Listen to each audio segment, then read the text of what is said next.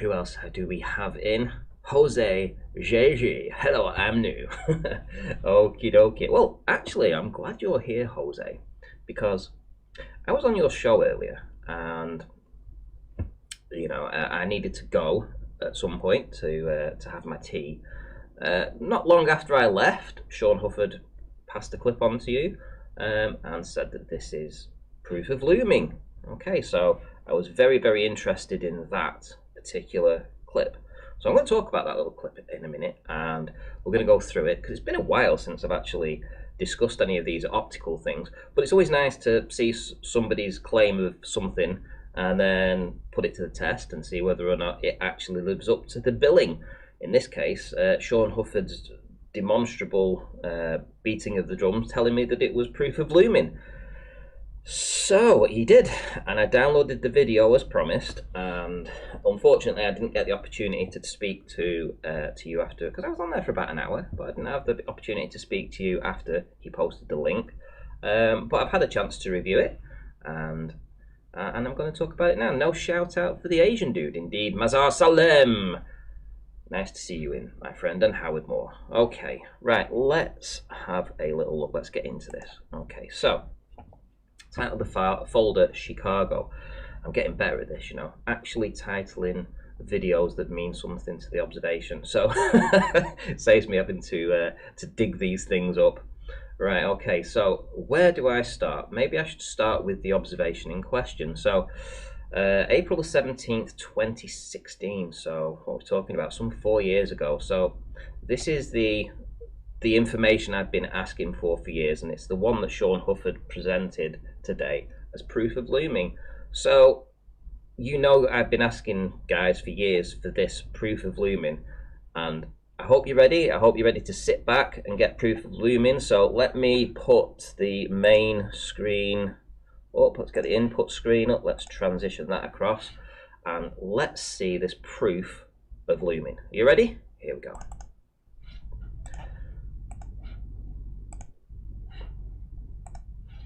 Here we go. Right, okay, so let's go through this. We're about halfway through the video right about now, and it's pretty murky, has to be said. We've got some what appears to be ocean, and then some clouds in the distance. That's all I can make out currently. Let's play the video a little bit more.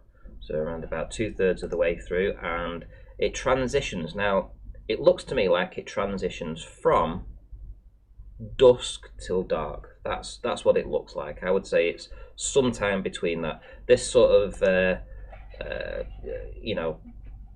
it's kind of dusky. That's dusk in my opinion, and then it transitions to the dark. And obviously this is a time lapse, and as it goes towards dark, you start to see an image appear. So it's obviously a skyline in the distance. So here we have Chicago, Illinois in the distance, and we get some bouncing around, a bit like Skunk Bay.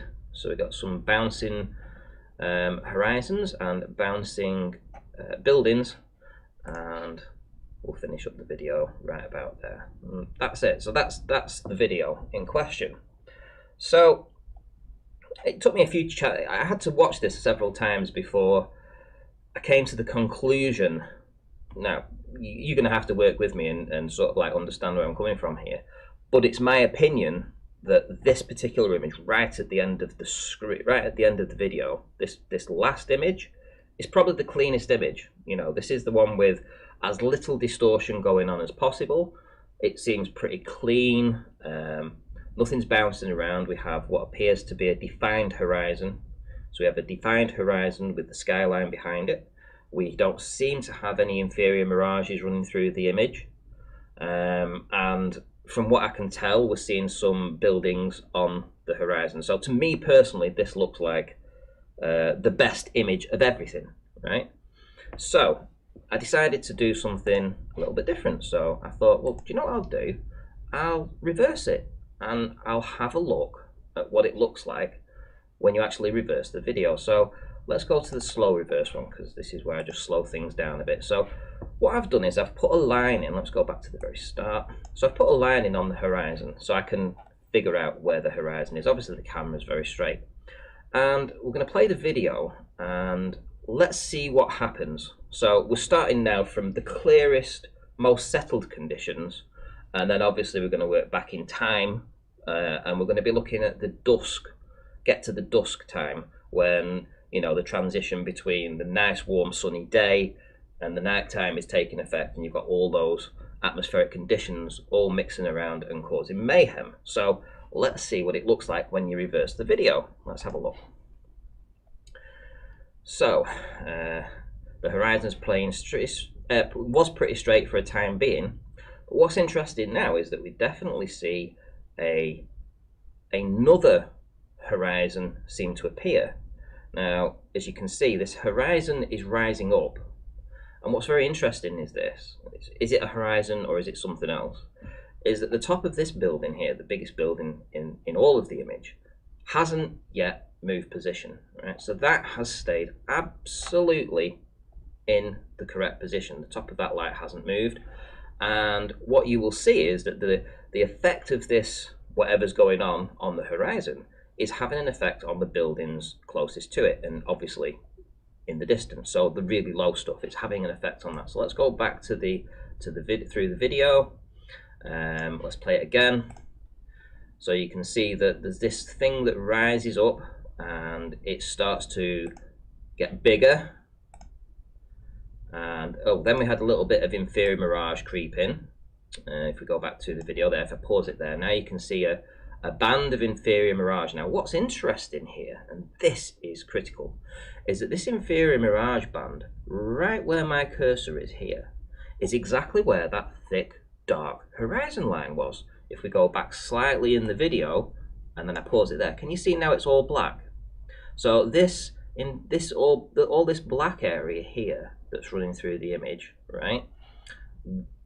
When we roll the clip a little bit further, there is the inferior mirage. You can actually see the top of the inferior mirage on the left hand side, and then it runs through the whole image, and the black has now gone, right? So something's going on with the inferior mirage. The inferior mirage is doing what? Now, is it causing a fata brumosa, or is it reflecting the sky? So let me pause it here. Now look how deep this inferior mirage is. Look at how much it's risen up. Now this is heat during the daytime, because obviously we're going back in time now, we're getting nearer the warmer temperatures, right? So the baseline, when it was nice and cool way back here and everything was settled, when you go back into the warmer temperatures during the day, you've definitely got this huge band of obstruction.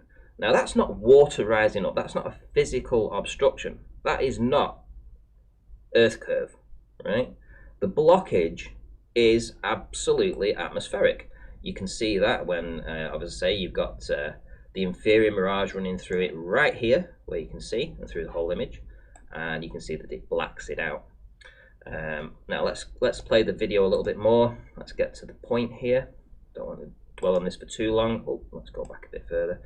So if I pause it here, look at how much this has grown. Look at how big that has grown. In fact, it's grown right up to the top of the tower almost. In fact, it's almost at the top of the highest building. In fact, if you took an image of this and you presented it to a globe earther, their immediate response would be, well, that's Earth curve.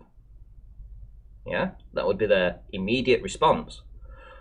But is it Earth curve? Because all this layer here, is this layer really Earth curve? When we go back to the start of the video and when we see it all settled down and we see all of the other buildings in the image and the top of the tower and we see a settled horizon. So what's going on? Is it really Earth curve? So I got to thinking, do I have an observation that might help to clear this up with what's going on? And actually I do. And I'm going to present that to you right now. So let's have a look at where to start. I should start with my video. So here we go. So here's my video of Blackpool Tower. Now obviously this is the Tower Ballroom at the bottom. There's Blackpool Tower up at the top here. This is only the 42nd video that I ever did on the P900. And what you can see here is the window reflections off the Tower Ballroom. This central part that's looks like a little white square, That's part of the window section along the tower ballroom, right?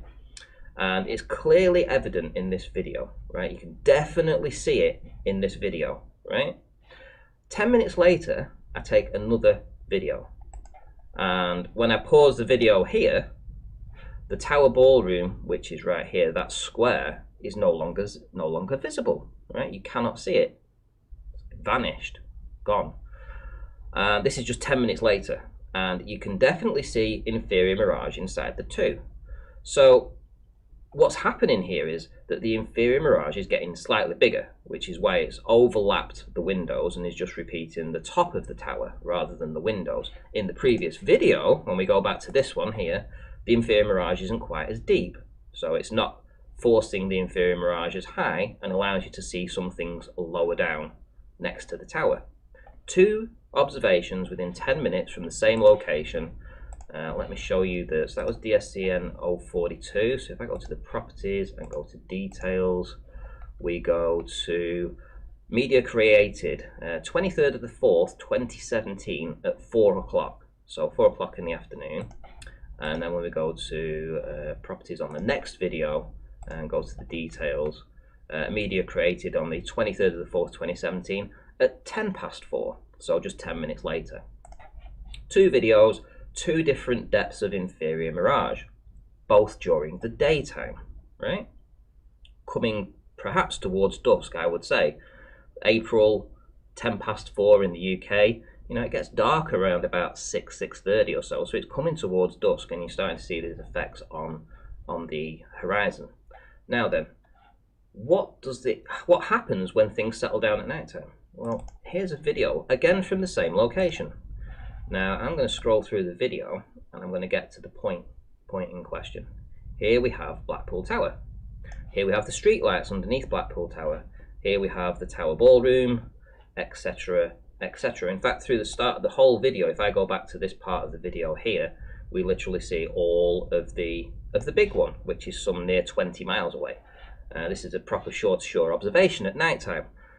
Because things have settled down at night time. The inferior mirage is not as dominant during the night time. In fact, it's almost always clear. You do sometimes get a bit of inferior mirage, but for the most part, it's mainly clear.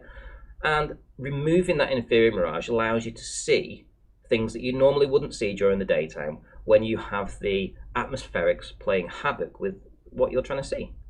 So it's very clear. Let me show you a comparison of all three images. So open with photos. So obviously, so this image at the top, let's scroll in. So here we have Blackpool Tower at night from the same location. Blackpool Tower at night from the same location with the street lights visible at the bottom, right? When we go down to the video taken during the day with a strong inferior mirage, we don't see the tower ballroom, we don't see the lights, nothing. We wouldn't even see the street lights, nothing. It's all hidden. And lastly, when it's a strong inferior mirage but not a super strong inferior mirage, you see a little bit more. So you're seeing a little bit of the windows of the tower ballroom, but you certainly don't see the street lights.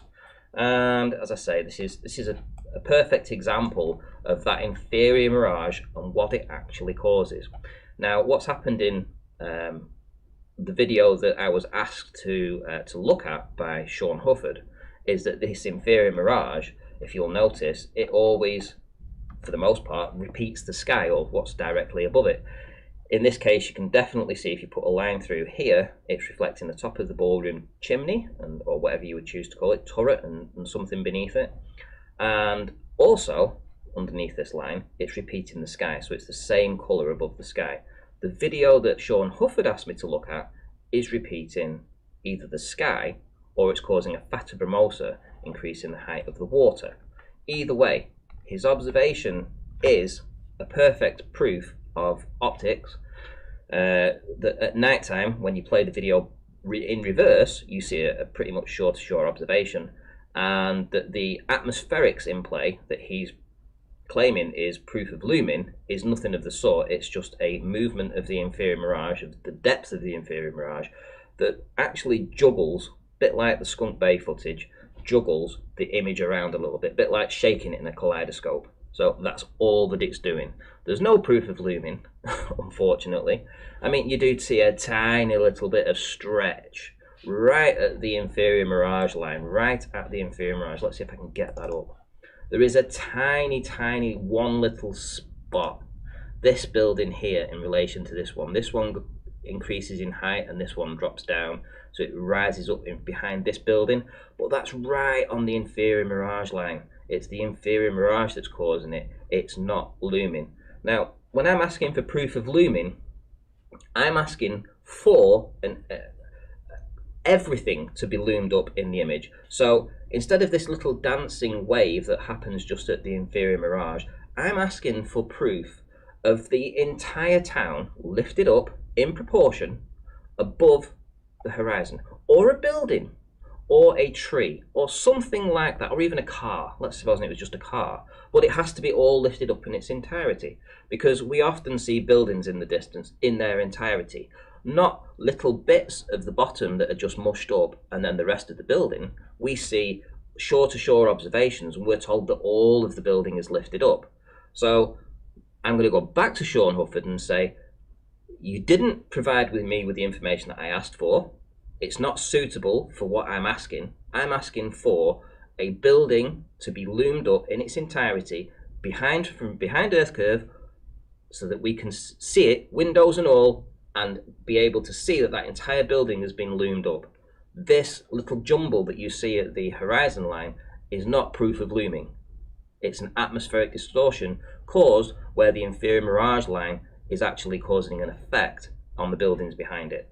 It's as simple as that. It really, really is. Right, I've ranted for long enough, but it's been a while since I've had a chance to to talk about these things for a while. But it was just nice to look through those old footages and be able to get something to compare as to why we actually saw what we saw. So